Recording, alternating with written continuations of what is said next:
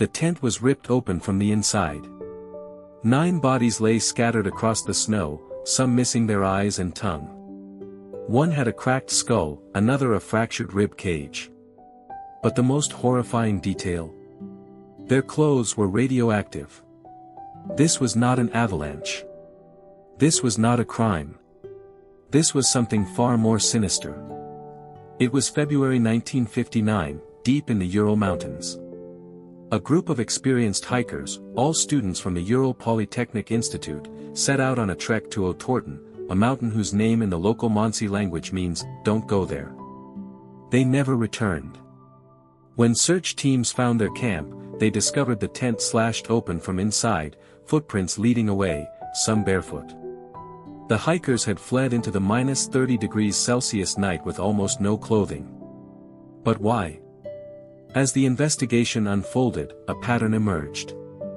The bodies showed signs of massive internal trauma, yet no external wounds. One victim's tongue was missing.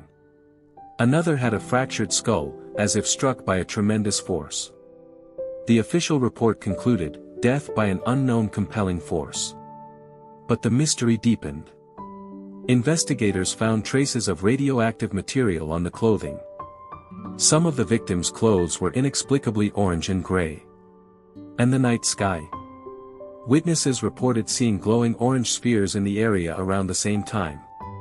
Then, the files were classified.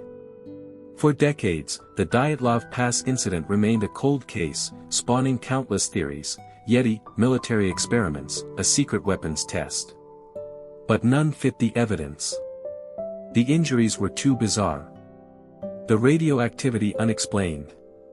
In 2019, a new study suggested a slab avalanche, but it failed to explain the radioactive contamination, the missing tongue, or the strange lights. So what happened? Recent revelations from declassified KGB files hint at something more. A veteran of the Soviet space program, who spoke on condition of anonymity, claimed the hikers were victims of a top-secret military experiment involving a new type of weapon. The unknown compelling force was real. But here's the part they don't want you to know. The hikers' bodies were found in a state that suggests they were not killed by the elements or an avalanche. They were killed by something that targeted them selectively, with precision. And the radioactive traces?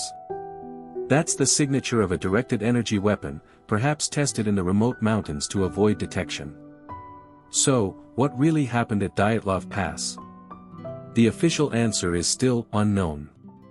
But the truth, as always, is far more terrifying. And it's still out there, buried in the snow, waiting to be uncovered.